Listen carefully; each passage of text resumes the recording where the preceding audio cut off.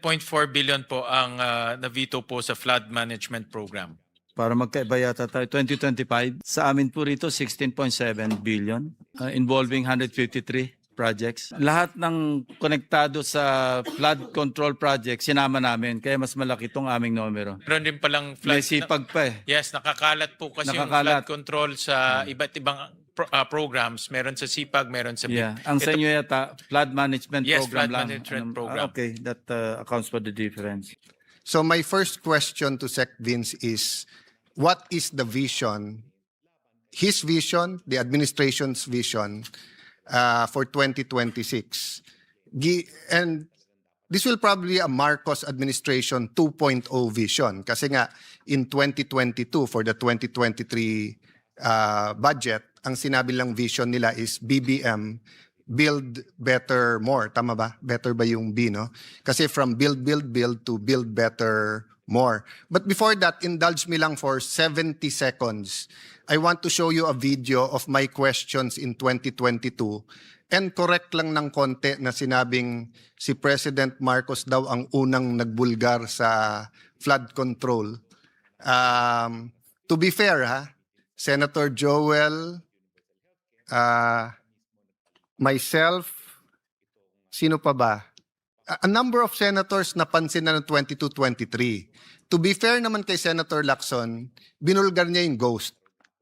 Na yun ang hindi namin alam, hindi natin alam. So to be fair to the President naman, malakas boses niya siya Pangulo. And he used the right forum. And it did push one domino that led to a domino effect that we're dealing with now. You, Mr. Secretary, are dealing with the ICI, the Ombudsman, the country is dealing with it, di ba? So just to put things into perspective, can you show this 1 minute and 10-second video? No? Just take a look at the asset preservation. The point I'm going to make is that parang sa maintenance na pupunta yung 23 budget at saka yung trend, imbis na to build new networks and to build an infrastructure program, parang sa flood control at saka sa maintenance, no? So kung makikita mo 2019, 2020, 2021, kalahati lang ang asset preservation sa network development program. Pero pagdating ng 2022, pumantay na.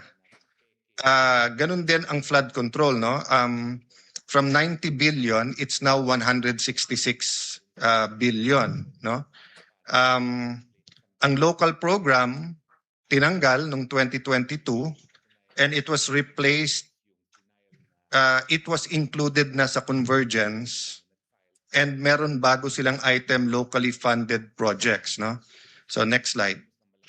So my question is this really a build better more or is it a build flood control and maintenance pa more?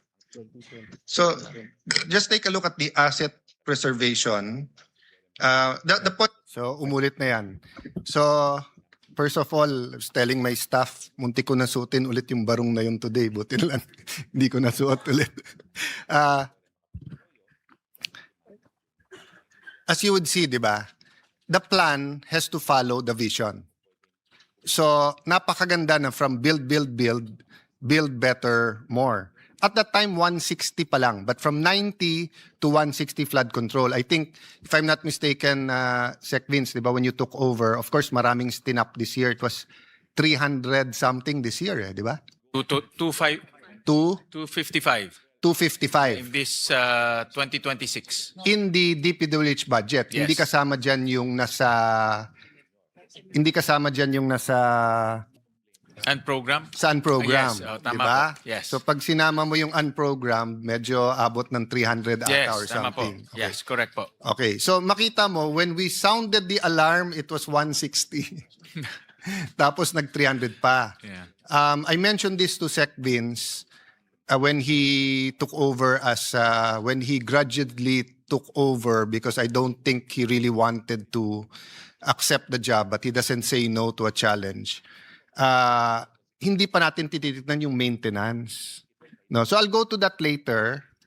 But may I ask nga, so ano ang vision ngayon? Ano ang Marcos administration midterm or Marcos administration 2.0 or under the Dizon led DPWH, no? More or less lang. I not talking about a mission, vision, or a slogan, but more or less, what's the vision? At least for 2026.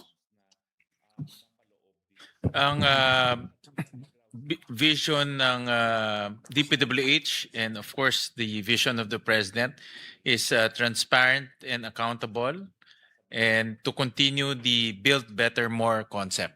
So yun po yung kanilang vision moving forward. Okay. Maganda. TAB. TAB. Transparent, accountable, build better, more. TAB. Diba? What's your TAB? So, same as sinagot ni Sec Vince to a different question nung budget hearing natin, na parang dalawa trabaho niya. Make it transparent, accountable, take out corruption. On the other hand, to build. Kasi di ba you can have build, pero corrupt. Or you can take out corruption, pero ma-paralyze naman yung building. So it's very clear we don't intend to paralyze the infrastructure development program of the Philippines, di ba? Tama po. Okay. I won't use the word paralyzed, but that's a different story for flood control kasi tinanggal yung flood control next year. I'll go to that later. Doon muna tayo sa budget. So last year, umabot ng 1.1 trillion, tama ba? Ang budget ng DPWH? 1.087 trillion, more or less, ang budget. Tama po. But if you add the unprogrammed at galing sa ibang departments like DepEd, tapos DPWH gagawa, HPEP, parang abot ng 1.3 o 1.4 trillion Tama po. ang Yes. infra. No? Correct. Okay. So, since I became a congressman in 1998 until present, dun sa mga nagkri-criticize ng infra, parating sinasagot ng DBCC, ng DPWH, etc. Basta't lahat, pati yung mga ekonomista, na isa, kung hindi man pinakamabilis, pinakamataas, pinakamagaling, but isa sa pinaka-driver ng economy is infrastructure. Correct. Tama po. Yan ang, I think it's about 20% of our economy. Okay. Yeah. But instead of having the same budget, we are decreasing the budget of DPWH. That's why isa sa mga recommendations ni Senator JV was to move it also in the same infrastructure projects or at least dun sa mga agencies na gumagawa ng infrastructure. Yes, but that's you, me, and Senator JV speaking. I want to know the administrations. I mean, I understand people's clamor, but I think the people's clamor is for quality infrastructure, not less infrastructure. Wag mo nang flood control. I mean, tanggalin natin flood control, di ba? Let's talk about that later, di ba? So, kasi hindi pa ata in public, I told some people, guys, you either trust Vince Dizon or you don't. What do I mean by that? He's running the department, following the orders, trying to clean it up, babawasan natin ang budget.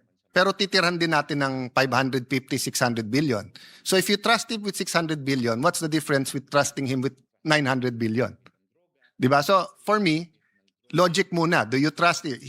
I'll ask him the same thing. If he says he wants lower funds, don't you trust yourself? Yeah. So according to the secretary, ang direction ni first mayroon pang natira sa flood control. So dahil hindi naman po nagastos lahat, mayroon pang natitira from 2025 na pupunta sa 2026. Yeah. And at the same time, si Presidente rin, he wanted to divert the amounts to education, health, and social services. Yeah. So And agriculture. So wag mo nang health ha, wag mo na yung yung flood control. Let's go to that later, no. If we are going to reallocate the amount to something more important, then wala tayong problema doon. Diba? So for example, if you say you need 20 billion or 50 billion for computers or lahat ng estudyante ay bibigyan ng tablet, diba? No problem ako doon. If we say it's more important.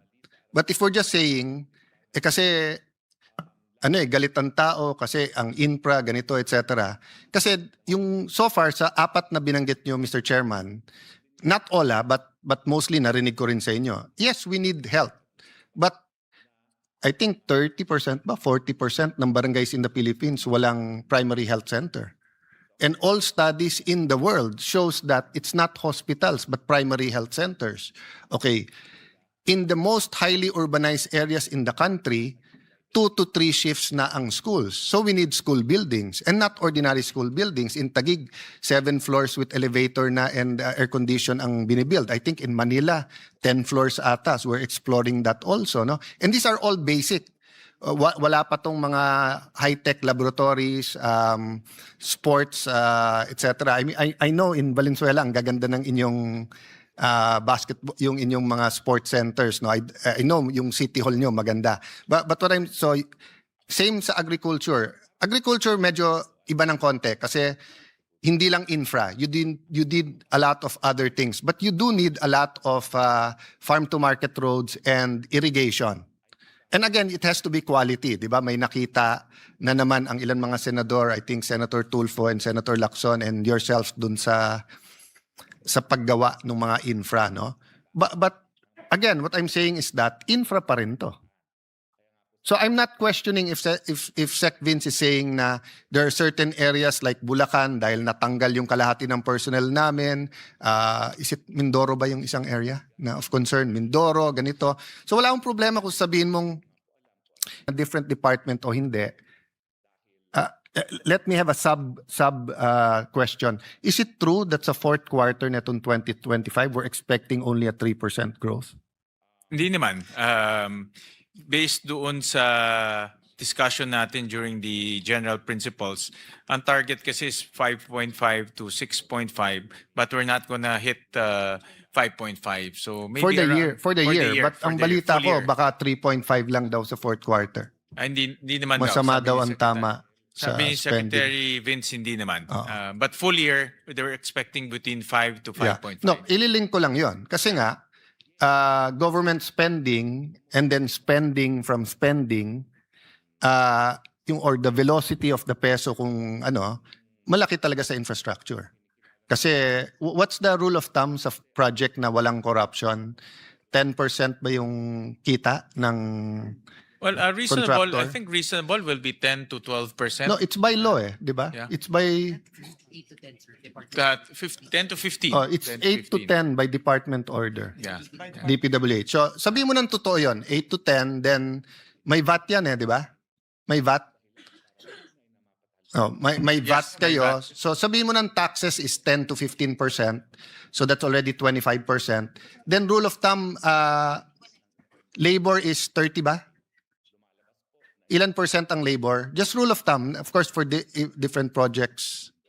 30% of materials. 30% of materials ang labor. Ang labor. Yes. And usually ang project, how much yung materials?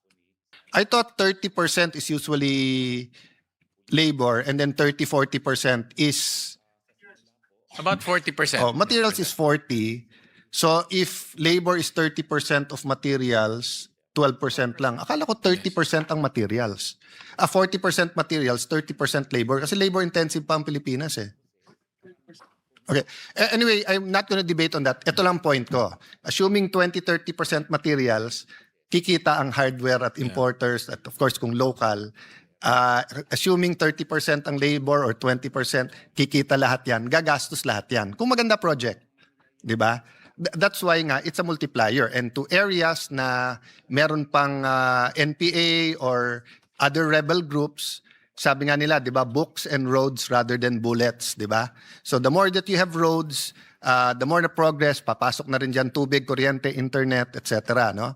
So just to emphasize that it's not apples to apples if I say, in the same manner na pag health and education, di ba? Kasi maganda nga kalye mo, educated ka nga, 20 anyos ka pa lang, you already feel like 60.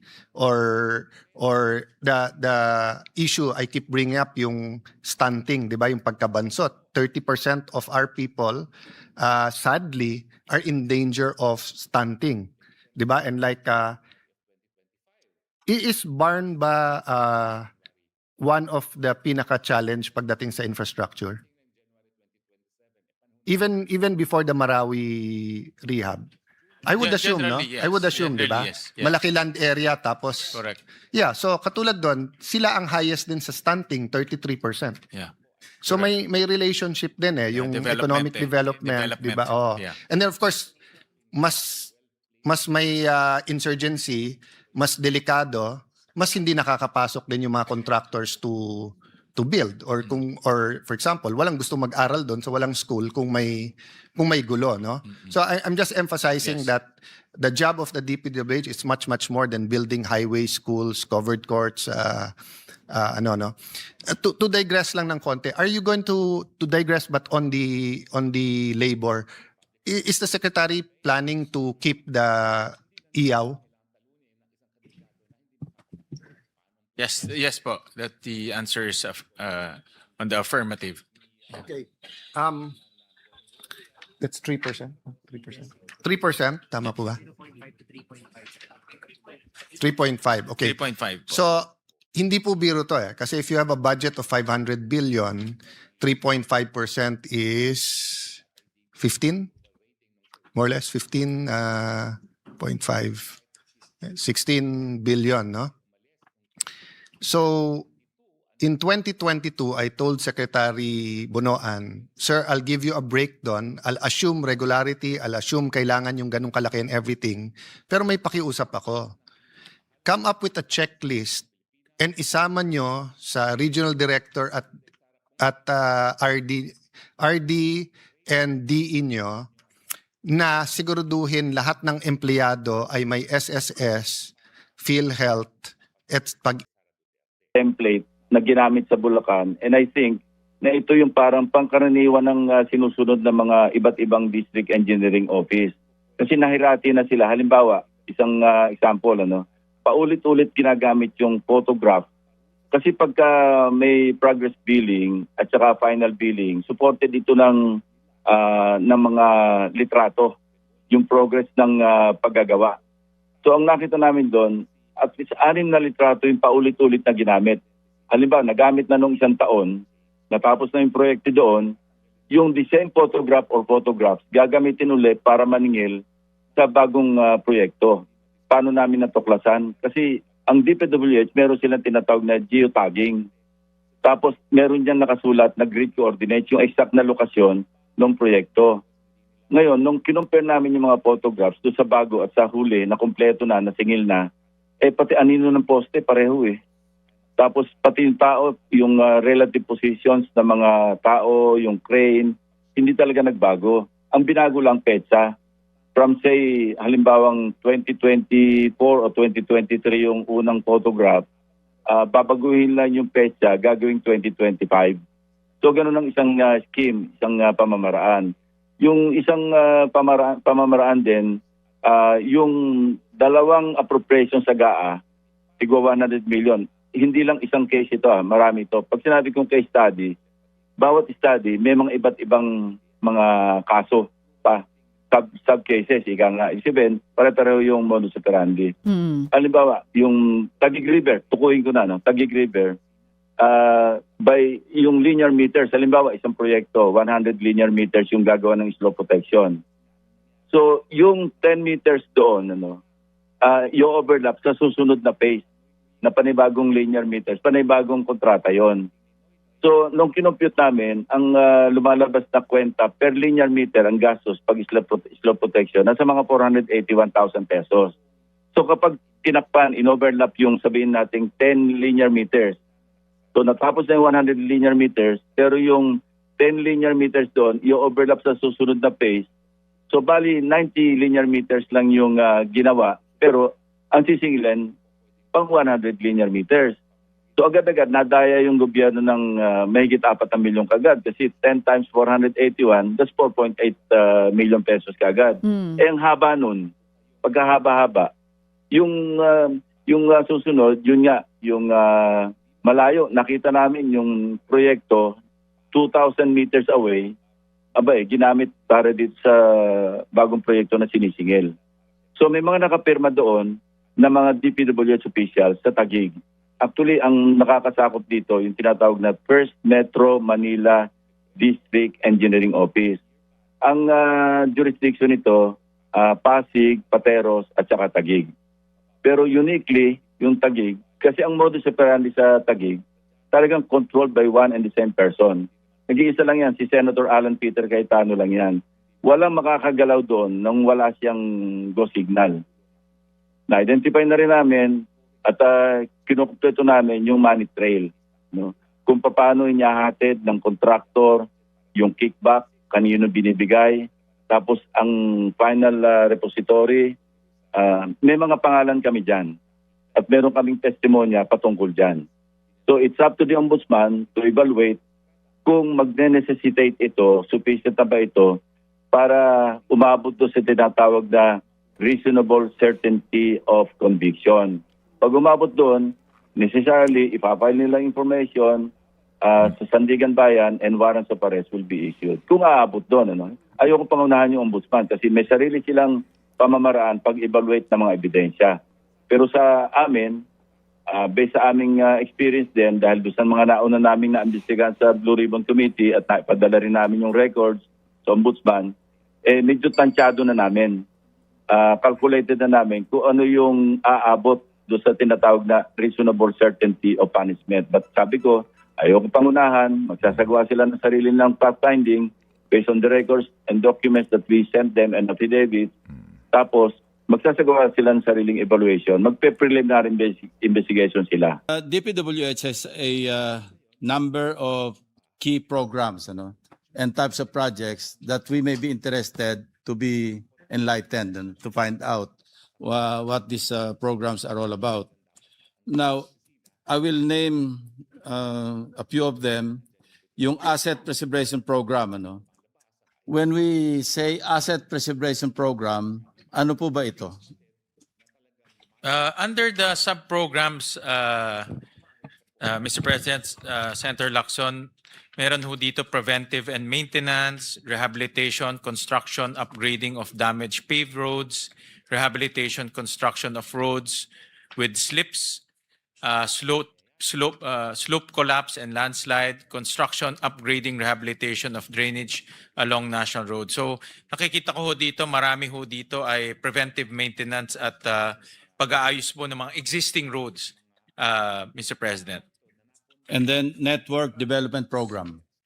Ito po ay yung mga sub-programs po niya, road widening, construction of bypass diversion roads, construction of missing links, new roads, construction of flyovers, interchanges, underpasses, long-span bridges, off-carriageway improvements, and paving of unpaved roads. So these are existing roads na pinapalaki ho nila or nag-improve po ng connectivity in a locality, Mr. President. Thank you. Of course, the next one, bridge program, medyo obvious. Within 2 to 3 weeks, matatapos na ho itong 80. Parang wala kami nakitang, parang sa 2016, 2017, wala namang findings ng ghost Parang nagsimula 2018 2018 all the way to 2025. Yes, yun po yung sagot rin po ng DPWH na 2018. Started 20. Tapos nag-escalate ito 2023.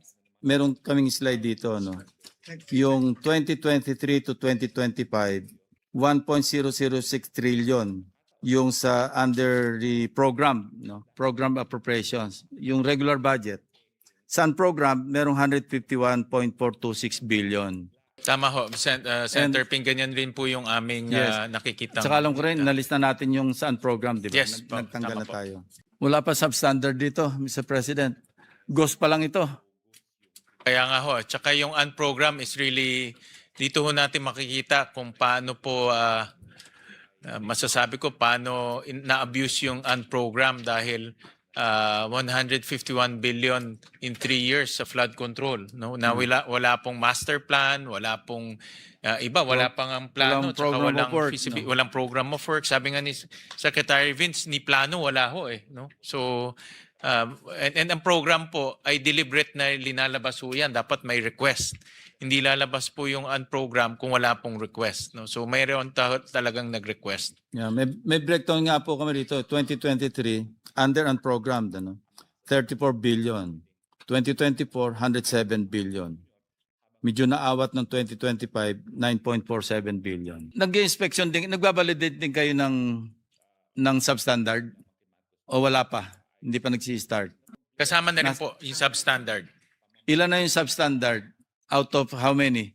How many flood control projects ang substandard out of the 30,000? Or out of the number that you have inspected so far? Well, Mr. President, wala ho silang data ngayon on the substandard because ang nangyari pala is tinransfer na sa ICI yung inspection ng substandard and ghost projects together with the PNP and AFP. No? And then supporting cast na lang po ang DPWH through their engineers. So it's really under the control of ICI na po itong inspection and validation. Ang testimony nga ni Bryce Hernandez, sa First Bulacan District, lahat substandard eh. Possible ho yan. Kasi We all heard it, di ba? Sa testimony niya sa Blue Ribbon. Yeah. Kasi ho, bumabaha pa in many of the areas despite the big investment.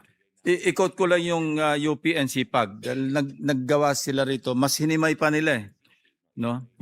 Yung policy note series from the UP National College of Public Administration and Governance. Ano? And ang nakita lang nila, 9.4% lang yung green flags, meaning ito yung mga walang issues. No? 923 flood control projects or only 9.4%. Yung potentially ghost, 29%, 29.9%. Yung chap-chap, ito yung flood control projects that are fragmented or duplicated within the same geographic and fiscal boundaries, 6,290. Yung doppelganger, 5,423. Mas himay itong ginawang study ng, I think DPWH should coordinate with them to get some data para magkaroon din kayo, at least guide. Kasi these are not, I think hindi ito talaga yung physical inspection. Baka yung iba rito, baka projection. Physically inspected ba ito? I don't think so. Anyway, parang guide lang ba pagka nag-inspection kayo? Sa mga flood control projects, ilan yung nabito under the 2025? Meron kayong, and how much? 7.4 billion po ang navito po sa flood management program. Para magkaiba yata tayo, 2025. Sa amin po rito, 16.7 billion involving 153 projects. Lahat ng konektado sa flood control project, sinama namin. Kaya mas malaki itong aming numero. Meron din palang flood. May sipag pa eh. Yes, nakakalat po kasi yung Nakakalat. flood control sa iba't ibang programs. Meron sa SIPAG, meron sa Yeah. Ang sa inyo yata, flood management Yes, program flood lang. management program. Okay, that accounts for the difference. So my first question to Sec Vince is, what is the vision, his vision, the administration's vision for 2026? And this will probably be a Marcos administration 2.0 vision. Kasi nga, in 2022, for the 2023 budget, ang sinabi lang vision nila is BBM, build better more. Tama ba? Better ba yung B, no? Kasi from build to build better more. But before that, indulge me lang for 70 seconds. I want to show you a video of my questions in 2022 and correct lang ng konti na sinabing si President Marcos daw ang unang nagbulgar sa flood control. To be fair, Senator Joel, myself, sino pa ba? A number of senators napansin na ng 22-23. To be fair naman kay Senator Lacson, binulgar niya yung ghost. Na yun ang hindi namin alam, hindi natin alam. So to be fair to the President naman, malakas boses niya siya Pangulo. And he used the right forum. And it did push one domino that led to a domino effect that we're dealing with now. You, Mr. Secretary, are dealing with the ICI, the Ombudsman, the country is dealing with it, di ba? So just to put things into perspective, can you show this 1 minute and 10-second video? No? Just take a look at the asset preservation. The point I'm going to make is that parang sa maintenance na pupunta yung 23 budget at saka yung trend imbis na to build new networks and to build an infrastructure program, parang sa flood control at saka sa maintenance, no? So kung makikita mo 2019, 2020, 2021, kalahati lang ang asset preservation sa network development program. Pero pagdating ng 2022, pumantay na. Ganun din ang flood control, no? From 90 billion, it's now 166 billion, no? Ang local program tinanggal noong 2022 and it was replaced, it was included na sa convergence and meron bago silang item locally funded projects, no? So next slide. So my question is this really a build better more or is it a build flood control and maintenance pa more? So just take a look at the asset preservation. The point. So umulit na yan. So first of all, I was telling my staff, munti ko nasuotin ulit yung barong na yun today. Buti lang, hindi ko nasuot ulit. As you would see, di ba? The plan has to follow the vision. So, napakaganda na from build better, more. At that time, 160 pa lang. But from 90 to 160 flood control, I think, if I'm not mistaken, Sec Vince, di ba, when you took over, of course, maraming tinap this year. It was 300 something this year, di ba? 255 255. in this 2026. In the DPWH budget, Yes. hindi kasama diyan yung nasa And program? sa unprogram, Yes, oh, di tama ba? po. Yes. So pag sinama mo yung unprogrammed, medyo abot ng 300 Yes, ata or tama po. something. Okay. Yes, correct po. Okay, so makita mo, when we sounded the alarm, it was 160. Tapos nag-300 pa. Yeah. I mentioned this to Sec Vince when he took over when he grudgingly took over because I don't think he really wanted to accept the job but he doesn't say no to a challenge. Hindi pa natin tititignan yung maintenance. No, so I'll go to that later. But may I ask nga, so ano ang vision ngayon? Ano ang Marcos administration midterm or Marcos administration 2.0 or under the Dizon led DPWH, no? More or less lang. I not talk about a mission, vision, or a slogan, but more or less, what's the vision? At least for 2026. Ang vision ng DPWH and of course the vision of the President is transparent and accountable and to continue the build better more concept. So yun po yung kanilang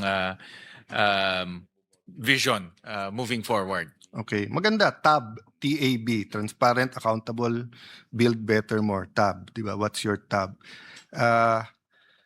So, same as sinagot ni Sec Vince to a different question nung budget hearing natin, na parang dalawa trabaho niya. Make it transparent, accountable, take out corruption. On the other hand, to build. Kasi di ba you can have build, pero corrupt.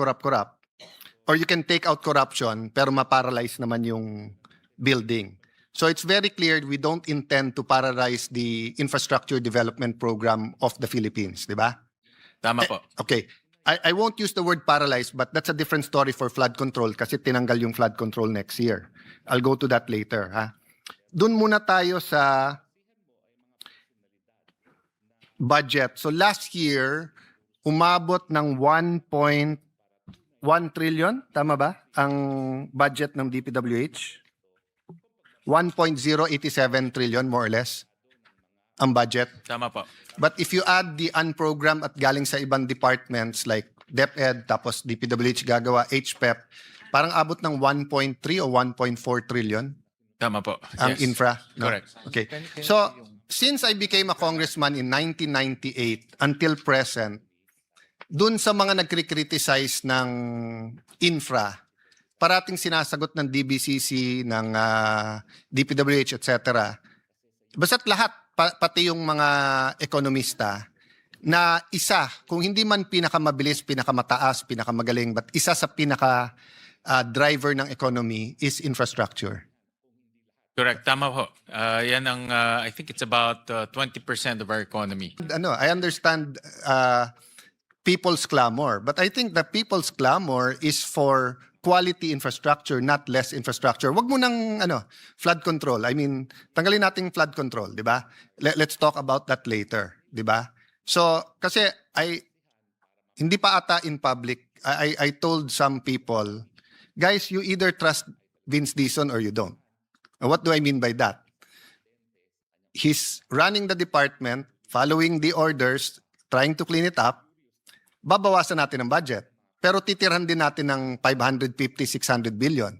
So if you trust him with 600 billion, what's the difference with trusting him with 900 billion? Diba? So for me, logic muna. Do you trust him? I'll ask him the same thing. If he says he wants lower funds, don't you trust yourself? Yeah. So according to the secretary, ang direction ni first mayroon pang natira sa flood control. So dahil hindi naman po nagastos lahat, mayroon pang natitira from 2025 na pupunta sa 2026. Yeah. And at the same time, si Presidente rin, he wanted to divert the amounts to education, health, and social services. Yeah. So And agriculture. So wag mo nang health ha, wag mo na yung flood control. Let's go to that later, no. If we are going to reallocate the amount to something more important, then wala tayong problema doon. 'Di ba? So for example, if you say you need 20 billion or 50 billion for computers or lahat ng estudyante ay bibigyan ng tablet, 'di ba? No problem ako doon. If we say it's more important. But if we're just saying kasi galit ang tao kasi ang infra ganito etc. Kasi yung so far sa apat na binanggit nyo, Mr. Chairman, not all but mostly narinig ko rin sa inyo. Yes, we need help. But I think 30% ba 40% ng barangays in the Philippines walang primary health center. And all studies in the world shows that it's not hospitals but primary health centers. Okay. In the most highly urbanized areas in the country, 2 to 3 shifts na ang schools. So we need school buildings and not ordinary school buildings. In Taguig, 7 floors with elevator na and air condition ang binibuild. I think in Manila, 10 floors ata. So we're exploring that also, no? And these are all basic. Wala pa tong mga high-tech laboratories, sports, etc. I know in Valenzuela ang gaganda ng inyong basketball, yung inyong mga sports centers, no? I know yung City Hall nyo maganda. But what same sa agriculture. Agriculture medyo iba ng konti kasi hindi lang infra. You did a lot of other things, but you do need a lot of farm to market roads and irrigation. And again, it has to be quality, 'di ba? May nakita na naman ang ilan mga senador, I think Senator Tulfo and Senator Lacson and yourself dun sa paggawa ng mga infra, no? But again, what I'm saying is that infra pa rin to. So I'm not questioning if Sec Vince is saying na there are certain areas like Bulacan dahil natanggal yung kalahati ng personnel namin. Is it Mindoro ba yung isang area na of concern? Mindoro, ganito. So wala akong problema kung sabihin mong may problema pa kami dyan or nagpapalit kami ng tao, so we'd rather na ang magbibuild is LGUs. I have no problem with that. I'm just saying, are we in agreement that infra is a driver sa economy? And if we in 2023, 24, 25 put almost 1 trillion in DPWH, whether we put it in a different department o hindi, let me have a sub question. Is it true that sa fourth quarter netong 2025 we're expecting only a 3% growth? Hindi naman. Based doon sa discussion natin during the general principles, ang target kasi is 5.5 to 6.5, but we're not gonna hit 5.5. So maybe For the year. But ang balita ko, year. baka 3.5 lang daw sa fourth quarter. Hindi naman Masama sabi daw ni ang Secretary. tama. Sabi ni spending. Secretary Vince, hindi naman. Oo. But full year, they were expecting between 5 to 5.5. No, ililink ko lang yon. Kasi nga, government spending and then spending from spending, or the velocity of the peso kung ano, malaki talaga sa infrastructure. Kasi what's the rule of thumb sa project na walang corruption? 10% ba yung kita ng... Well, reasonable, I contractor? think reasonable will be 10 to 12%. No, it's by law di ba? Yeah. It's by... 10 to 15. it's 8 to 10 by department order. Yeah. DPWH. So, sabihin mo ng totoo yun, 8 to 10, then may VAT yan di ba? May VAT. Oh, may VAT Yes, may kayo. VAT. So, sabihin mo ng taxes is 10 to 15%. So, that's already 25%. Then, rule of thumb, labor is 30 ba? Ilan percent ang labor? Just rule of thumb, of course, for different projects. 30% of materials. 30% of materials ang labor. Ang labor. Yes. And usually ang project, how much yung materials? I thought 30% is usually labor and then 30-40% is About 40%. materials is 40. So if labor is 30% of materials, 12% lang. Akala ko 30% ang materials. 40% materials, 30% labor. Kasi labor intensive pa ang Pilipinas Okay. Anyway, I'm not gonna debate on that. Ito lang point ko. Assuming 20-30% materials, kikita ang hardware at importers at of course kung local. Assuming 30% ang labor or 20%, kikita lahat yan. Gagastos lahat yan. Kung maganda project. Di ba? That's why nga, it's a multiplier. And to areas na meron pang NPA or other rebel groups, sabi nga nila, di ba, books and roads rather than bullets, di ba? So the more that you have roads, the more na progress, papasok na rin dyan tubig, kuryente, internet, etc. No? So just to emphasize that it's not apples to apples if I say, in the same manner na pag health and education, di ba? Kasi maganda nga kalye mo, educated ka nga, 20 anyos ka pa lang, you already feel like 60. Or the issue I keep bringing up, yung stunting, di ba? Yung pagkabansot. 30% of our people, sadly, are in danger of stunting. Di ba? And like, is barn ba one of the pinaka-challenge pagdating sa infrastructure? Even before the Marawi rehab. I would assume, no? Generally, yes. I would assume, di ba? Generally, yes. Yes. Malaki land area, tapos... Correct. Yeah, so katulad doon, sila ang highest din sa stunting, 33%. Yeah. So may relationship din yung Development economic development, di ba? Oh. Yeah. And then of course, mas may insurgency, mas delikado, mas hindi nakakapasok din yung mga contractors to build or for example walang gusto mag-aral doon so walang school kung may gulo no. So I'm just emphasizing Yes. that the job of the DPWH is much more than building highways, schools, covered courts, to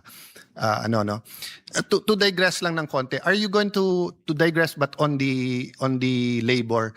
Is the secretary planning to keep the IAW? Yes po. That the answer is on the affirmative. Okay. That's 3%. 3%, tama po ba?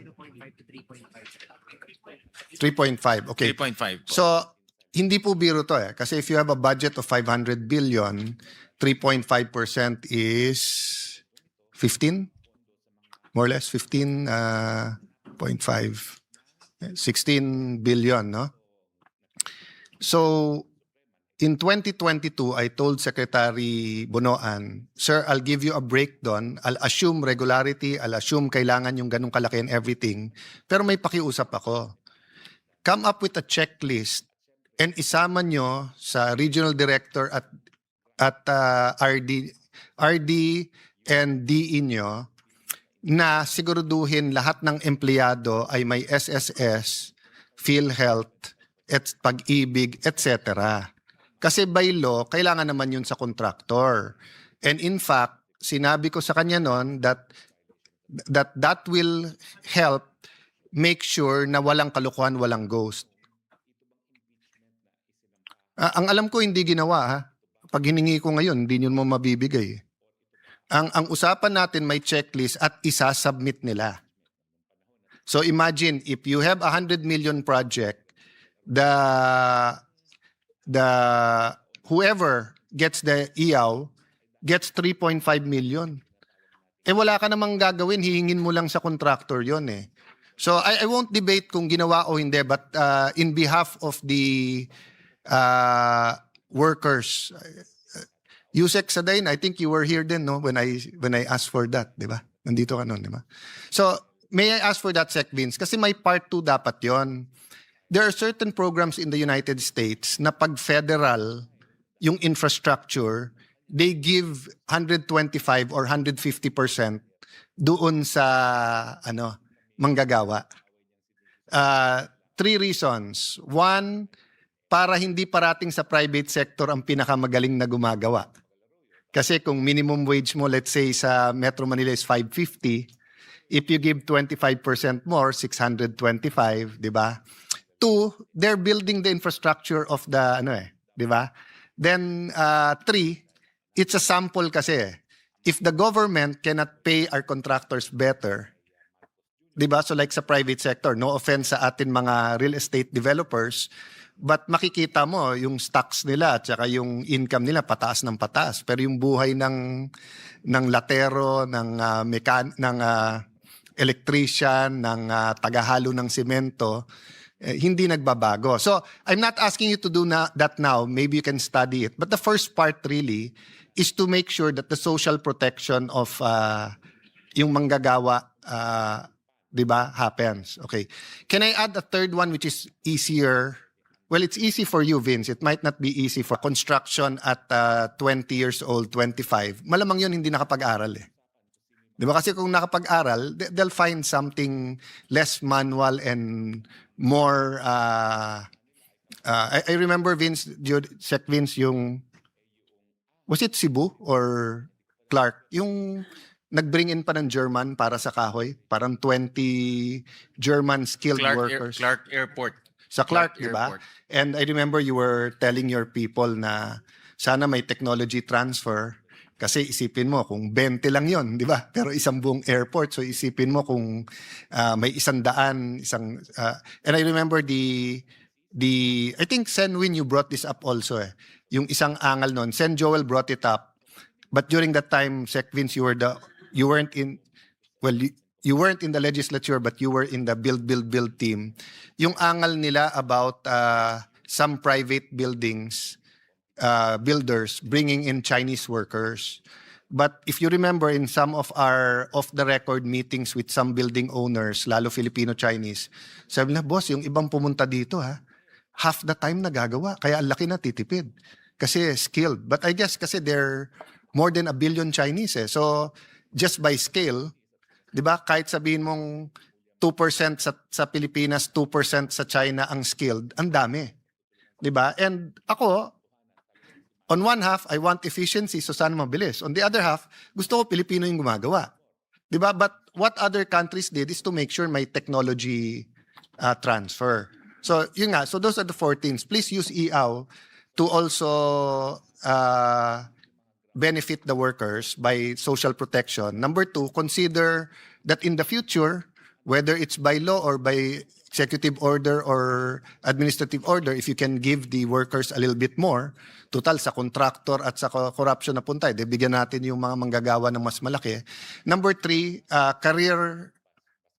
career progression by maybe a test that DPWH, I remember I think it was the time ni Senator Joel, they discovered that women are better welders sa TESDA. At that time, yung Korea at Japan, maraming kinukuha na welders. So, there are things we haven't discovered, but when we discover, mas no? Tapos yun nga, yung pang-apat, can we make sure that when you have foreign-assisted projects na malalaki, may talaga, hindi lang yung salita or ordinaryong, may programa talaga for, na quantifiable, no? Kung maaari, if you submit by BICAM, ano yung masa-start pa lang or ongoing na foreign-assisted project na may mga ilan highly skilled, May programa talaga. So pag sinabing etong airport na to, Benteng, German ang gagawa ng woodworks, may 5 tayong Pilipino na apprentice at yung 5 na yan will be added to the skilled workers, di ba? Sir Alan, nasabi lang ni Sec Vince na meron palang limitation dun sa special provision on the use of IAW. So we'll make the necessary tweaking para matulungan din natin yung Social Protection Act. I think aspect. all of Tama yun, us, actually. I'm not an expert on TESDA. Okay. Senator, basta ang point ko lang po, will be happy to work with you guys, but knowing your work ethic, the Secretary's work ethic, I'll mention lang, no, nakalagay, ganyan kakapal kasi yung yung guidelines ng IAW, pero hindi nasusunod. So doon nakalagay material testing. Pero when we ask, only 5% goes to material testing. Please look at it. I'm not saying dun kunin. 5% of the total 3.5%. Of the 5 years. Of sa last 5 years. So to be fair, hindi lang sa nalilito to ako sa iyo, Raf, at kay Vince. Parang dalawang masipag ang kausap ko. Yung ginigising ko lang po kayo. I don't know where the material testing should come in. Whether it should be the charge to the contractor kasama sa bidding, etc. No? I'm just saying, kung ganun din yung iyaw nyo, baka mabuti iset nyo talaga kung ano, tapos kung ano yung standards para magamit sa tama. Okay? Okay. So, you had a vision, you have a plan. We all agree that infrastructure is so valuable sa economy.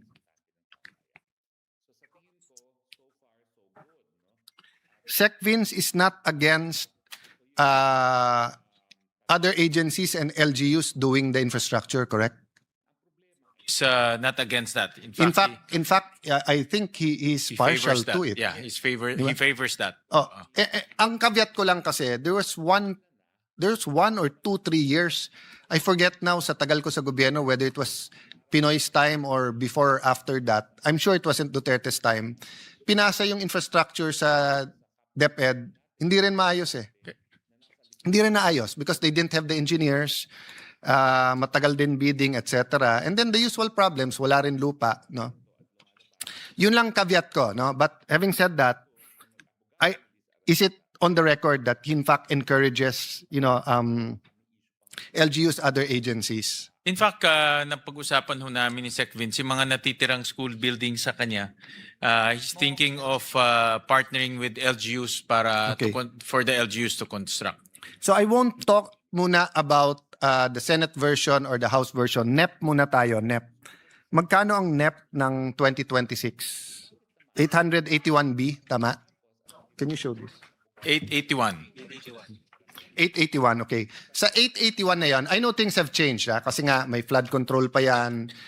But assuming nga walang corruption, 881, magkano doon ang convergence dapat? You can give me ballparks, I just want to make a point. It doesn't have to be exact. So if 167 billion. 167 yung convergence. Then in GAA 2025, 504 ang convergence. 504, Okay. yes. So dito sa NEP ng 2026, more or less, magkano sa 881 doon ang mga local projects? Kalye, schools, I'm not talking about the major bridges and everything, no? Yung day-to-day na sa syudad, sa provinces, ganyan. You can give me a ballpark. It doesn't have to be exact. Is it 1/3, 1/4 of the budget, half of the budget? Mga 130 billion. Yeah. And so before I go to my next question, one question and a follow-up question or a question that corroborates what I want to ask. Am I correct, Mr. Chairman, that you and I, Senator JV, are partial to the local government? Him because he was a mayor, you because you're a mayor, me because I have a companion in life who's a mayor. You're married to a mayor. Married to a mayor, literally, figuratively din, kasi nga, from the time she wakes up at 5:15, 5:30 until we go to sleep, problema pa rin ng city sinasabi. When I say you're partial is that, let's say, if DPWH gave your city 5 billion or 3 billion last year, you would say you do at least as good a job or even better if they just gave it to the LGU. Po, and faster. Faster, Faster di ba? rin, That's yeah. why I told your brother, the Secretary of DSWD, parang code namin, think as a mayor. Kasi when you think as a Yeah, mayor, narinig di ko ba? yan, Yeah, actually, pagka ano yesterday. kasi, for example, may delay sa DPWH, it's not that you don't care, but hindi kayo inaaraw-araw eh. Di ba? Pero kapag may delay, may traffic, yung mayor ang inaaraw-araw eh. Pag binaha, yung mayor inaaraw. Pagka hindi maka-enroll yung bata, kahit hindi mo pwedeng sabihin ng mayor, ang DepEd is national eh. Ikaw pa rin ang iaaraw-araw eh, di ba? Okay, the reason I said that is because we have a computation here. If you give the 82 provincial governors 1 billion, the highly urbanized cities 500 million, and the 1,500 municipalities 50 million, you'll have 231 billion.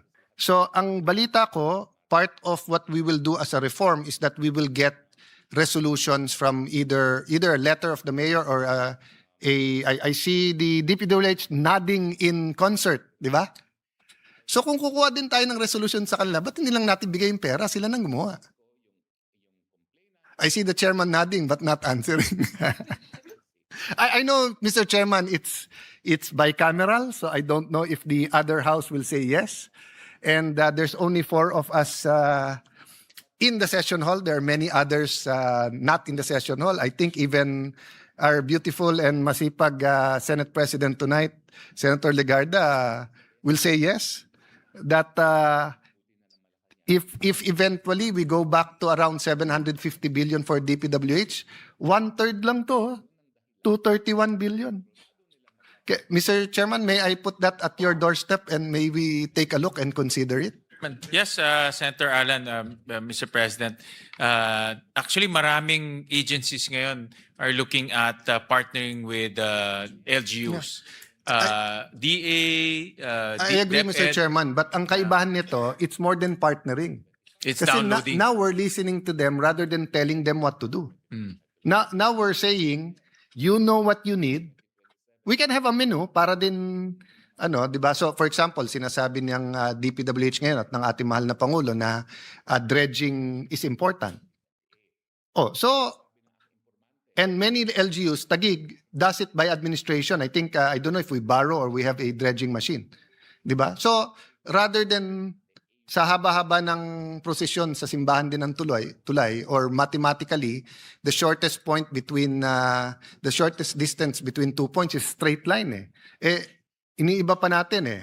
No, I mean, there are reasons, but I'm just saying, with great crisis comes great opportunity. Eh. This might be the opportunity.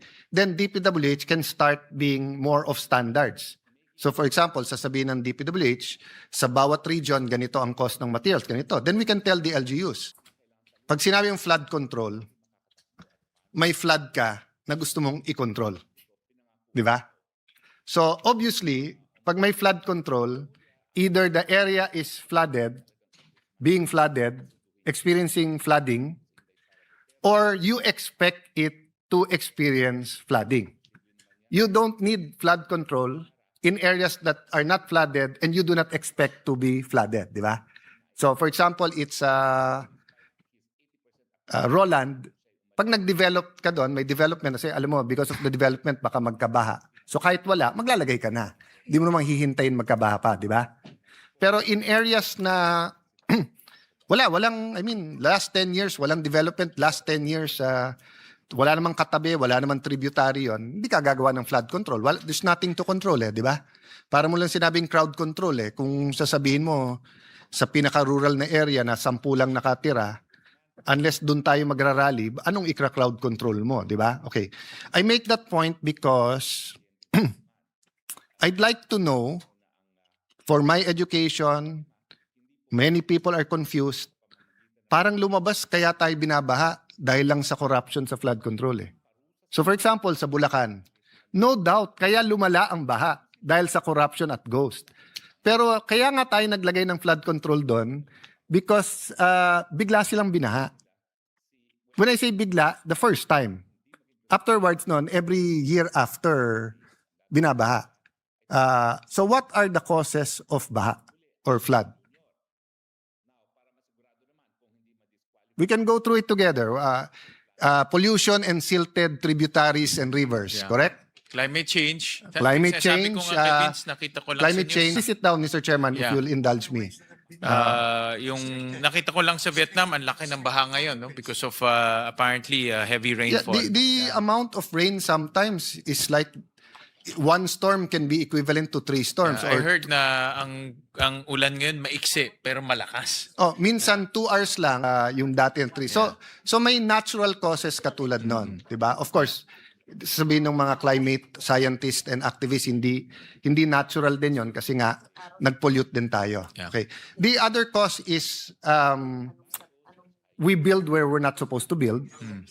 And where we build where we can build. When I say build we're not supposed to build is, for example, pinuputol natin yung puno, tapos we build there. Di ba? O kaya tatambakan yung ilog, then we build there. Di ba? In fact, the DNR, the last 3 years, has been helping us with pictures in some barangays in Taguig na dating ilog na ngayon hindi na makita kung nasaan. Di ba? Oo. The other thing is, not everyone follows the building code. Kasi sa building code, dapat may water retention yung ibang buildings, no? Meaning hindi, so kung dati yung bukid or vacant land can absorb X amount of water, tinayuan doon, so akala nung iba, bukid lang yon. Hindi. Pag hindi nagkaroon ng water retention sa ilalim ng building, sa kalye pupunta yon. Kasi nga, ano ba yung science? No two things can occupy the same space at the same time. 'Di ba kung matter ba 'yon o 'di ba? Basta yun yung ano of course a body is occupied by flesh, spirit, soul, mentality. So that's different. Pero when you talk about matter, it cannot occupy the same space at the same time. So kung may building ka doon, may 3 floors sa basement, 'di ba? Sa kalye pupunta 'yon. So yung parating lumalabas sa Fort Bonifacio na may cistern na malaki, totoo 'yon. Pero also, lahat ng buildings doon ay mahigit pa sa building code kasi may usapan ang, what's the name of the company, former chairman ng BCDA, former president, BG Sea or something, di ba? FBDC. FBDC is the joint venture, but they have a unit, BG Sea ata, estate manager, BGC. na may MOA with the city, na ang city building code, sila mahigit building code. And they sign the same time. So, hindi papasa yung building if they do not follow that strict regulation. And then my height and everything, FAR, etc., height restrictions are followed. So, the point I'm making is that, do you agree with me, sir, that rapid urbanization is a big part not only of flooding but our problems? Definitely. Especially dito sa Metro Manila, nakita ko na, like for example,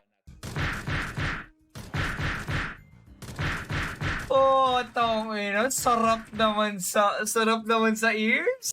areas na naging subdivision or meron ng mga bahay. So that contributes to flooding. May mga ganyan din. I'm sure in Metro Manila maraming ganyan na cases. Okay, so before I show some slides, and the reason why I want to agree there, kasi di ba, November 30, may rally. Last week ba yun? Yung may malaking rally. So everyone's upset di ba? Outrage, galit. But there's also a lot of people are confused and a lot of people may mangyayari ba, etc. Alam mo, garbage in is garbage out. Wrong premise, wrong conclusion. So kung sasabihin natin, kaya tayo binabaha dahil may flood control na kinurap, that's partly correct. That's not wholly correct. So if we correct that, tanggalin ang flood control or tanggalin ang corruption sa flood control, babahain pa rin tayo if we do not correct the other factors. Diba? So kung ang nakakabaha sa atin, X plus Y plus Z, sinolve natin yung Z, babahin pa rin tayo because of X and Y. So in fact, that's why nga, I would argue may corruption din, partly because of the rapid urbanization. What do I mean by that? Dapat 5 floors lang, nakakuha ng permit na 10 floors. Dapat hindi nag-build doon, nakakuha ng or nag-build doon to follow ang permit.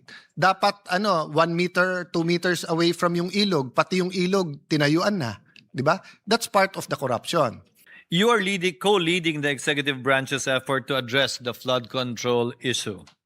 As someone who holds the reviews and documentary evidence that your department possesses, may I ask, sa anong punto kayo nakumbinse na kailangan sampahan ng kaso na ang dating speaker at dating kongresista na si Ginoong Ko? Kay Mr. President, magandang gabi po. Maraming salamat.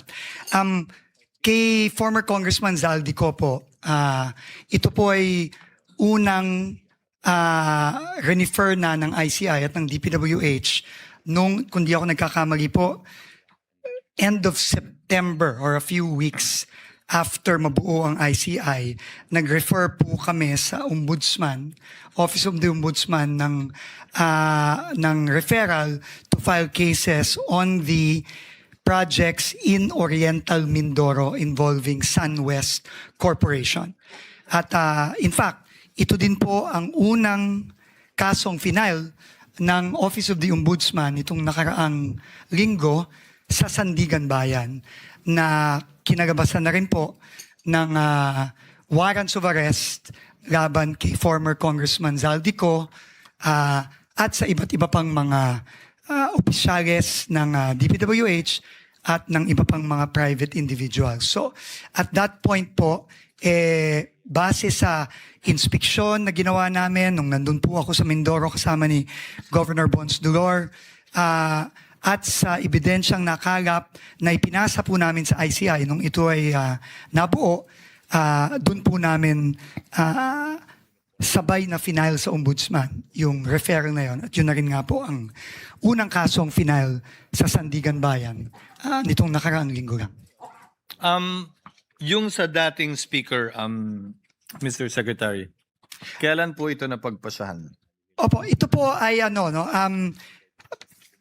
siguro po mga ilang linggo lang, itong nakaraang ilang linggo lang, base na rin sa mga nakuhang ebidensya ng DPWH at dokumento ng mga proyekto ng SunWest Corporation at ng iba pang korporasyon ni former Congressman Zaldico tulad ng High Tone Corporation across many years, Mr. President. No? At base na rin ito dun sa naging sworn testimony ni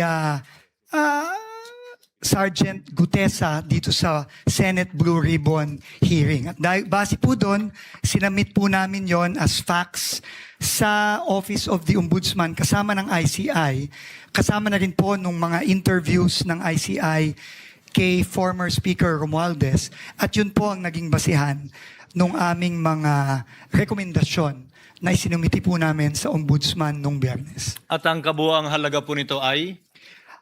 Sa aking pagkakaalam ko po, no, ang total from 2016 to 2025 ay mahigit 100 bilyong piso po sa between SunWest Corporation and High Tone Corporation.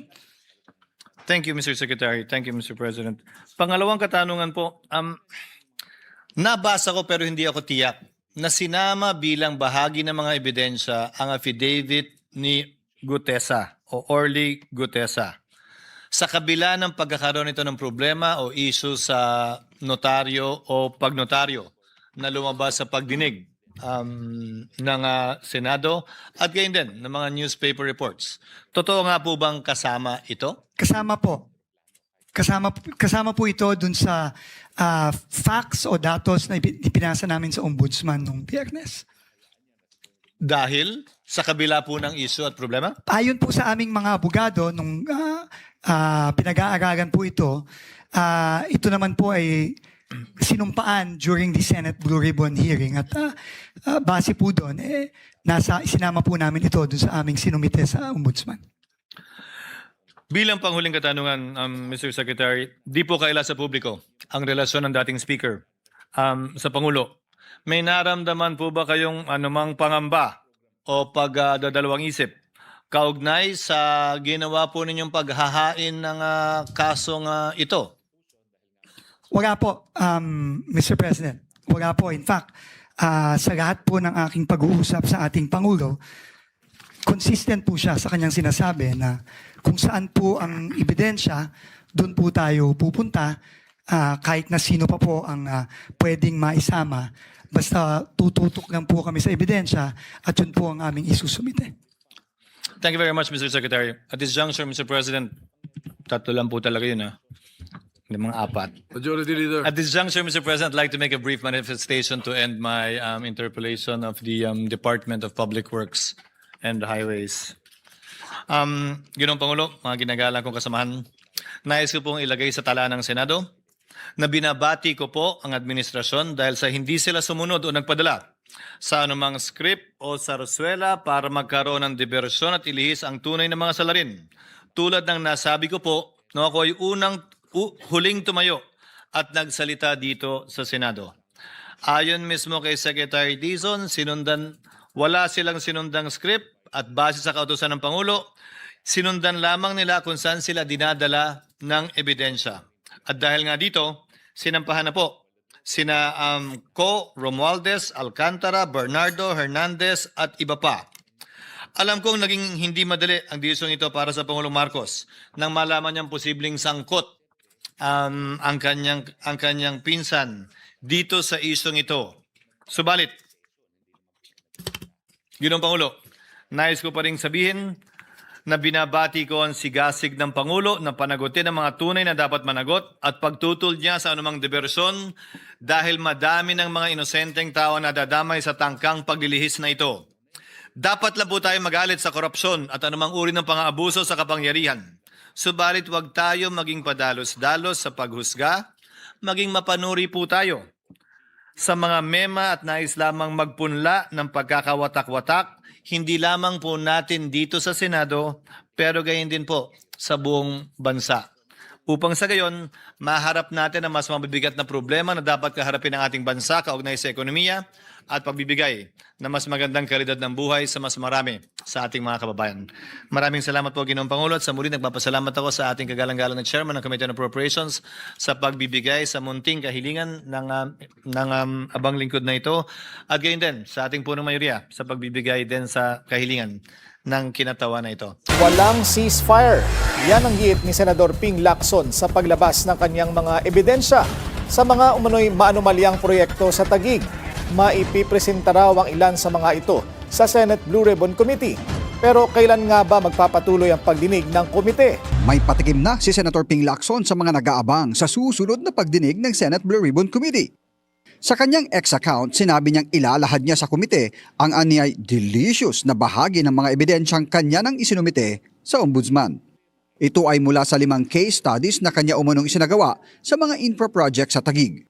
Sabi ni Lacson, walang ceasefire ngayong umarangkada na ang lahat. Pero mukhang matatagalan pa ang expose ni Lacson sa mga detalye nito.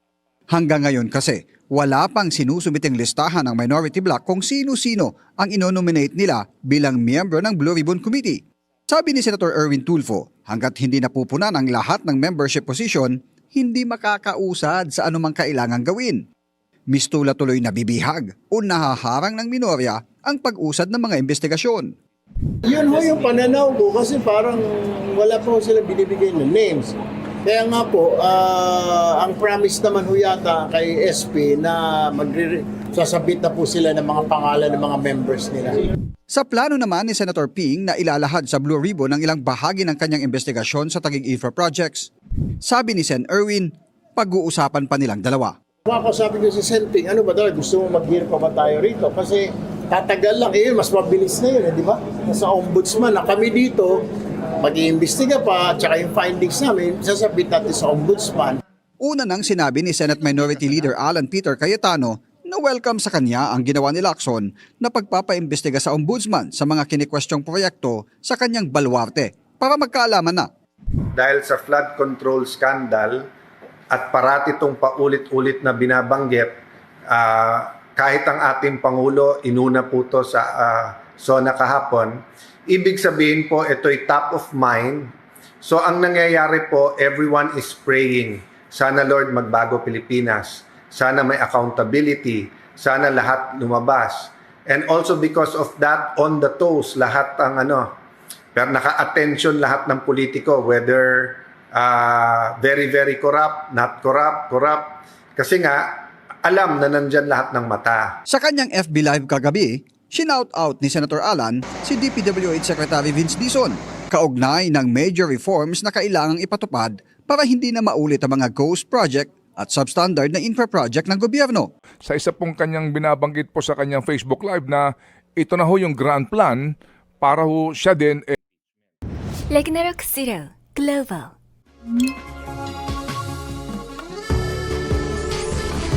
Prioritize yung Taguig kasi hindi naman siya na-provoke. Ba't siya yatak yung integridad ko? Nasabi ko na rin sa Ted at kay DJ Chacha, di ba? Ito lang yung namana ko sa mga magulang ko Huwag mong atakihin. Kasi kung guilty ako, hindi ako kikibo, makipag-areglo ko sa'yo.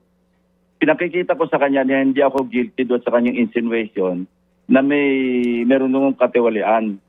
Kaya challenge kita, sige, maglabasan tayo kasi alam ko wala ka maibabato sa akin. Kasi alam mo, Ted, dalawa yan Pag binatikos mo isang tao at guilty yon, hindi yung kikibo Makipag-reglo yun please naman, wag mo nang anuhin. Pero pagka hindi guilty yung tao na inatake mo, lalabanan ka nun. Yun ang ginawa ko. I stood my ground and I challenged him at binalik ko sa kanya. Kaya kung ikaw, marami kang issue sa iyong katawan, wag kang mambabato. Yan ang isang lesson dyan. Kasi babalik at babalik sa iyo yung mga binabato mo. Yan na nga. Sa mga na-discover namin, di ba, nakapag-tweet na rin ako, shoot sa kaldero. Ang banggit niyo po last time, correct me if I'm wrong, ay mas malala pa dun sa na-discover niyo sa Bulacan. Bakit po, Senator? Kasi meron silang sinunod. Yung Taguig, the District Engineering Office, meron silang mga sinunod na template na ginamit sa Bulacan. And I think na ito yung parang pangkaraniwan ng sinusunod ng mga iba't ibang District Engineering Office. Kasi nahirati na sila. Halimbawa, isang example, paulit-ulit ginagamit yung photograph. Kasi pagka may progress billing at saka final billing, supported ito ng mga litrato, yung progress ng paggagawa. So ang nakita namin doon, at least 6 na litrato yung paulit-ulit na ginamit. Halimbawa, nagamit na nung 1 taon, natapos na yung proyekto doon, yung the same photograph or photographs, gagamitin ulit para maningil sa bagong proyekto. Paano namin natuklasan? Kasi ang DPWH, meron silang tinatawag na geotagging. Tapos meron dyan nakasulat na grid coordinates, yung exact na lokasyon ng proyekto. Ngayon, nung kinumpare namin yung mga photographs doon sa bago at sa huli na kumpleto na, nasingil na, pati anino ng poste, pareho Tapos pati yung tao, yung relative positions ng mga tao, yung crane, hindi talaga nagbago. Ang binago lang petsa. From say, halimbawang 2024 o 2023 yung unang photograph, babaguhin lang yung petsa, gagawing 2025. So ganun ang isang scheme, isang pamamaraan. Yung isang pamamaraan din, yung 2 appropriation sa GAA, tigwa 100 million. Hindi lang isang case ito, marami ito. Pag sinabi kong case study, bawat study may mga iba't ibang mga kaso pa. Sub-cases, ika nga. Isipin, pare-pareho yung modus operandi. Halimbawa, yung Taguig River, tukuyin ko na, Taguig River, by yung linear meters, halimbawa, isang proyekto, 100 linear meters yung gagawa ng slope protection. So, yung 10 meters doon, yung overlap sa susunod na phase na panibagong linear meters, panibagong kontrata yon. So, nung kinompute namin, ang lumalabas na kwenta per linear meter ang gastos pag slope protection, nasa mga 481,000 pesos. So, kapag tinakpan, in-overlap yung sabihin nating 10 linear meters, so natapos na yung 100 linear meters, pero yung 10 linear meters doon, yung overlap sa susunod na phase, so bali 90 linear meters lang yung ginawa, pero ang sisingilin, pang 100 linear meters. So agad-agad nadaya yung gobyerno ng mahigit 4 na milyon kagad kasi 10 times 481, that's 4.8 million pesos kagad. Eh ang haba nun, pagkahaba-haba, yung susunod, yun nga, yung malayo, nakita namin yung proyekto 2,000 meters away, ginamit para dito sa bagong proyekto na sinisingil. So may mga nakapirma doon na mga DPWH officials sa Taguig. Actually, ang nakakasakop dito, yung tinatawag na First Metro Manila District Engineering Office. Ang jurisdiction nito, Pasig, Pateros, at saka Taguig. Pero uniquely, yung Taguig, kasi ang modus operandi sa Taguig, talagang controlled by one and the same person. Nag-iisa lang yan, si Senator Alan Peter Cayetano lang yan. Walang makakagalaw doon nang wala siyang go signal. Na-identify na rin namin at kinukumpleto namin yung money trail. No? Kung paano inihahatid ng contractor, yung kickback, kanino binibigay, tapos ang final repository, may mga pangalan kami dyan. At meron kaming testimonya patungkol dyan. So it's up to the Ombudsman to evaluate kung magne-necessitate ito, sufficient na ba ito, para umabot to sa tinatawag na reasonable certainty of conviction. Pag umabot doon, necessarily, ipapile nila information sa Sandigan Bayan and warrants of arrest will be issued. Kung aabot doon, ayoko pangunahan yung ombudsman kasi may sarili silang pamamaraan pag-evaluate ng mga ebidensya. Pero sa amin, based sa aming experience din, dahil doon sa mga nauna naming na-investigahan sa Blue Ribbon Committee at naipadala rin namin yung records sa ombudsman, medyo tansyado na namin. Calculated na namin kung ano yung aabot doon sa tinatawag na reasonable certainty of punishment. But sabi ko, ayoko pangunahan, magsasagawa sila ng sarili ng fact-finding based on the records and documents that we sent them and affidavits. Tapos, magsasagawa sila ng sariling evaluation. Magpe-preliminary investigation sila. DPWH has a number of key programs and types of projects that we may be interested to be enlightened and to find out what these programs are all about. Now, I will name a few of them. Yung Asset Preservation Program, When we say Asset Preservation Program, ano po ba ito? Under the sub-programs, Mr. President, Senator Lacson, meron ho dito preventive and maintenance, rehabilitation, construction, upgrading of damaged paved roads, rehabilitation, construction of roads with slips, slope collapse and landslide, construction, upgrading, rehabilitation of drainage along national roads. So nakikita ko ho dito, marami ho dito ay preventive maintenance at pag-aayos po ng mga existing roads, Mr. President. And then Network Development Program.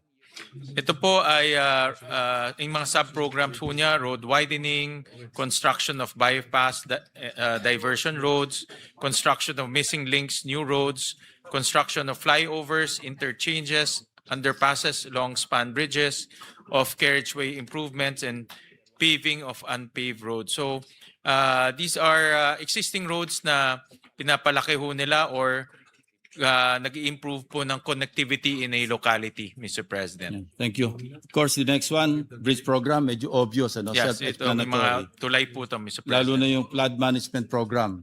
Medyo alam na natin lahat yan by now. Yes, Mr. President. Local program. Meron ho silang, out of the 421, nag-prioritize ho sila ng 80 and within 2 to 3 weeks matatapos na ho itong 80. Parang wala kami nakitang, parang sa 2016, 2017, wala namang findings ng ghost eh. Parang nagsimula 2018 2018 all the way to 2025. Yes po, yun po yung sagot rin po ng DPWH na 2018. Tapos nag-escalate ito, 2023. Meron kaming slide dito, Yung 2023 to 2025, 1.006 trillion yung sa under the program, program appropriations. Yung regular budget, Sun program, merong 151.426 billion. Tama ho, Senator Ping, ganyan rin po yung aming nakikita. Saka alam ko rin, nalista natin yung Sun program, di ba? Yes, Nagtanggal tama na po. tayo. Wala pa substandard dito, Mr. President. Ghost pa lang ito. Kaya nga ho, tsaka yung unprogram is really, dito ho natin makikita kung paano po, masasabi ko, paano na-abuse yung unprogram dahil 151 billion in 3 years sa flood control. No? Na wala pong master plan, wala pong wala pang ang plano, Walang tsaka program walang, of work, walang program of work. Sabi nga ni Secretary Vince, ni plano wala ho eh. No? So, and ang program po ay deliberate na linalabas po yan. Dapat may request.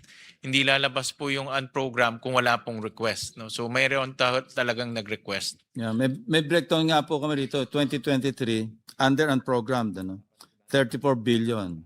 2024, 107 billion. Medyo naawat ng 2025, 9.47 billion. Nag-inspection din, nagbabalidate din kayo ng substandard? O wala pa? Hindi pa nagsi-start? Kasama na rin po yung substandard. Ilan na yung substandard? Out of how many? How many flood control projects ang substandard out of the 30,000 or out of the number that you have inspected so far? Well, Mr. President, wala ho silang data ngayon on the substandard because ang nangyari pala is tinransfer na sa ICI yung inspection ng substandard and ghost projects together with the PNP and AFP. No, and then supporting cast na lang po ang DPWH through their engineers. So it's really under the control of ICI na po itong inspection and validation. Ang testimony nga ni Bryce Hernandez, sa First Bulacan District, lahat substandard eh. Possible ho yan. Kasi We all heard it, di ba? Sa testimony niya sa Blue Ribbon. Yeah. Kasi ho, bumabaha pa in many of the areas despite the big investment. Ikot ko lang yung UP and CPAG. Dahil naggawa sila rito, mas hinimay pa nila eh. No? Yung policy note series from the UP National College of Public Administration and Governance. And ang nakita lang nila, 9.4% lang yung green flags, meaning ito yung mga walang issues. 923 flood control projects or only 9.4%. Yung potentially ghost, 29%, 29.9%. Yung chap-chap, ito yung flood control projects that are fragmented or duplicated within the same geographic and fiscal boundaries, 6,290. Yung doppelganger, 5,423. Mas himay itong ginawang study ng, I think DPWH should coordinate with them to get some data para magkaroon din at least guide. Kasi these are not, I think hindi ito talaga yung 0.4 billion po ang na-veto po sa flood management program. para magkaiba yata tayo. 2025, sa amin po rito 16.7 billion involving 153 projects. Lahat ng konektado sa flood control project, sinama namin. Kaya mas malaki itong aming numero. Meron din palang flood. May sipag pa eh. Yes, nakakalat po kasi yung Nakakalat. flood control sa iba't ibang programs. Meron sa SIPAG, meron sa Yeah. Ang sa Ito- inyo yata, flood management Yes, program flood lang. management program. Okay, that accounts for the difference. So my first question to Sec Vince is, what is the vision, his vision, the administration's vision for 2026? And this will probably a Marcos administration 2.0 vision. Kasi nga, in 2022, for the 2023 budget, ang sinabi lang vision nila is BBM, build better more. Tama ba? Better ba yung B, no? Kasi from build to build better more. But before that, indulge me lang for 70 seconds. I want to show you a video of my questions in 2022 and correct lang ng konti na sinabing si President Marcos daw ang unang nagbulgar sa flood control.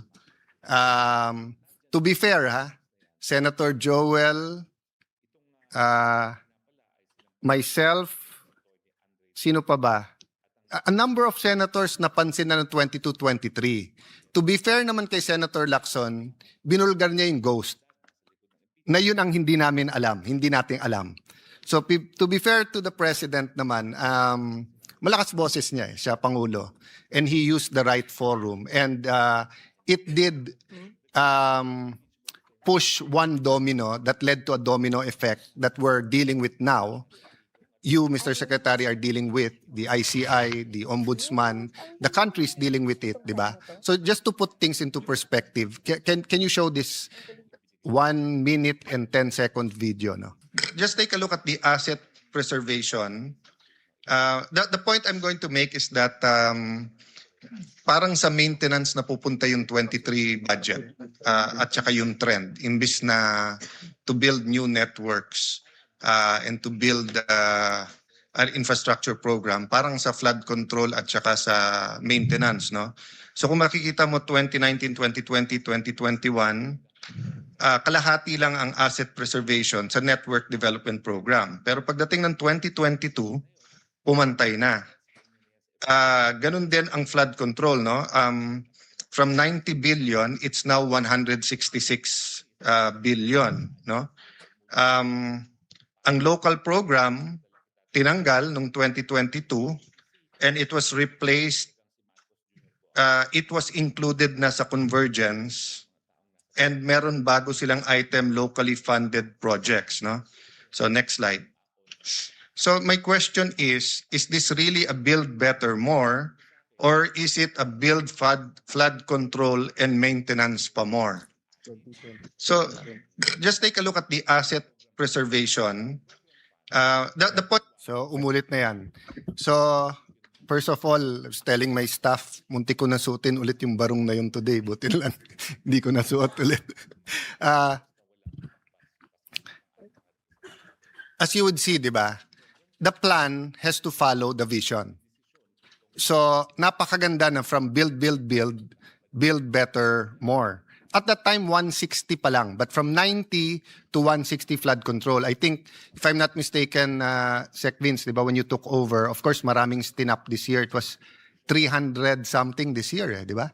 255. 255. In this 2026. In the DPWH budget. Yes. Hindi kasama dyan yung nasa Unprogrammed? sa unprogram. Yes, tama diba? po. Yes. So pag sinama mo yung unprogrammed, medyo abot ng 300 Yes, ata or tama po. something. Okay. Yes, correct po. Okay, so makita mo, when we sounded the alarm, it was 160. Tapos nag-300 pa. Yeah. I mentioned this to Sec Vince when he took over when he grudgingly took over because I don't think he really wanted to accept the job but he doesn't say no to a challenge.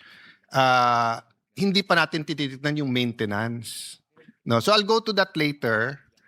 But may I ask nga, so ano ang vision ngayon? Ano ang Marcos administration midterm or Marcos administration 2.0 or under the Dizon led DPWH, no? More or less lang. I not talk about a mission, vision, or a slogan, but more or less, what's the vision? At least for 2026.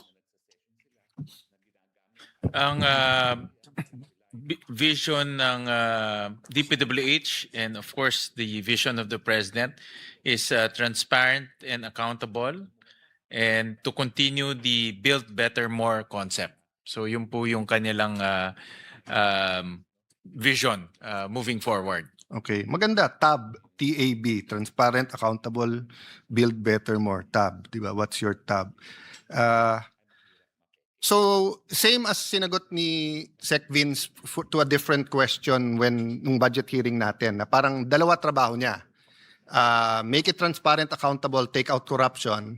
On the other hand, to build. Kasi di ba you can have build, pero corrupt. Or you can take out corruption, pero ma-paralyze naman yung building. So it's very clear we don't intend to paralyze the infrastructure development program of the Philippines, di ba? Tama po. Okay. I won't use the word paralyze, but that's a different story for flood control kasi tinanggal yung flood control next year. I'll go to that later. Ha? Doon muna tayo sa budget. So last year, umabot ng 1.1 trillion, tama ba? Ang budget ng DPWH? 1.087 trillion more or less ang budget. Tama po. But if you add the unprogrammed at galing sa ibang departments like DepEd, tapos DPWH gagawa, HPEP, Parang abot ng 1.3 o 1.4 trillion Tama po. ang Yes. infra. No? Correct. Okay. So, since I became a congressman in 1998 until present, dun sa mga nagkri-criticize ng infra, parating sinasagot ng DBCC, ng DPWH, etc. Basta't lahat, pati yung mga ekonomista, na isa, kung hindi man pinakamabilis, pinakamataas, pinakamagaling, but isa sa pinaka driver ng economy is infrastructure. Correct. Tama po. Yan ang, I think it's about 20% of our economy. Okay. Yeah. But instead of having the same budget, we are decreasing the budget of DPWH. That's why isa sa mga recommendations ni Senator JV was to move it also in the same infrastructure projects or at least dun sa mga agencies na gumagawa ng infrastructure. Yes, but that's you, me, and Senator JV speaking. I want to know the administrations. I mean, I understand people's clamor, but I think the people's clamor is for quality infrastructure, not less infrastructure. Wag mo nang flood control. I mean, tanggalin nating flood control, 'di ba? Let's talk about that later, 'di ba? So, kasi hindi pa ata in public, I told some people, guys, you either trust Vince Dizon or you don't. Now, what do I mean by that? He's running the department, following the orders, trying to clean it up. Babawasan natin ang budget. Pero titirhan din natin ng 550, 600 billion. So if you trust him with 600 billion, what's the difference with trusting him with 900 billion? Diba? So for me, logic muna. Do you trust him? I'll ask him the same thing. If he says he wants lower funds, don't you trust yourself? Yeah. So according to the secretary, ang direction ni first mayroon pang natira sa flood control. So dahil hindi naman po nagastos lahat, mayroon pang natitira from 2025 na pupunta sa 2026. Yeah. And at the same time, si Presidente rin, he wanted to divert the amounts to education, health, and social services. Yeah. So And agriculture. So wag mo nang health ha, wag mo na yung flood control. Let's go to that later, no. If we are going to reallocate the amount to something more important, then wala tayong problema doon. Diba? So for example, if you say you need 20 billion or 50 billion for computers or lahat ng estudyante ay bibigyan ng tablet, diba? No problem ako doon. If we say it's more important.